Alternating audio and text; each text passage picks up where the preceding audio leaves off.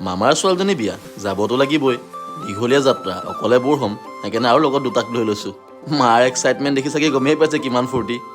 ওলাইছোঁ একচুৱেলি বোকাজানলৈ বুলি দেৰগাঁৱৰ পৰা কিন্তু ৰাস্তা একদম চালিয়া গাড়ী গছকাৰহে কথা একদম গাড়ীখন ছাইডতে লগাই পিনি মিনি পিকনিক এটা কৰি ল'লোঁ আমি মানে মায়ে চাহ বনাই আনিছিলে ব্ৰেকফাষ্টটো আমি গোলাঘাটৰ হাইৱেতে কৰি ল'লোঁ আকৌ গাড়ী ষ্টাৰ্ট দিবহে পালোঁ সেইফালে দেখিছে নাই শুই ক'বই নোৱাৰে পাই গ'লোহি নামবৰ হাবি ফটো দুখন মাৰোঁ বুলি গাড়ীখন ৰখালোঁ কিন্তু আমাৰ এই দুটাৰ দৌৰাদৌৰিহে লাগিলে হাইৱে কিনাৰে সৰু ধাবা এখনতে ৰখাই ৰাতিপুৱা আহাৰটো আমি ইয়াতে গ্ৰহণ কৰি ল'লোঁ ৰুটি আৰু তাৰকা এক প্লেট মাৰি পেটটো আৰামছে গহীন কৰি আকৌ ওলাই দিলোঁ বিয়া ঘৰলৈ বুলি চ' ফাইনেলি পালোহি বিয়া ঘৰ এইজনী আমাৰ কইনা একচুৱেলি তাই আজি জোৰণ আছিলে প'ষ্ট দেখিছে নাই তাই হাঁহি ক'বই নোৱাৰে কইনা একেবাৰে জোৰণ যোৱাৰ পাছতে আমি চব একেলগে খাবলৈ বহিলোঁ পিছে মোৰ আজি নিৰামিষ মানে যোৱা দুসপ্তাহৰ পৰা সোমবাৰে নিৰামিষ খাব ধৰিছোঁ বাৰু ইয়াৰ পাছৰখিনি বিয়াত লগ পাইছোঁ দেই ৰাইজ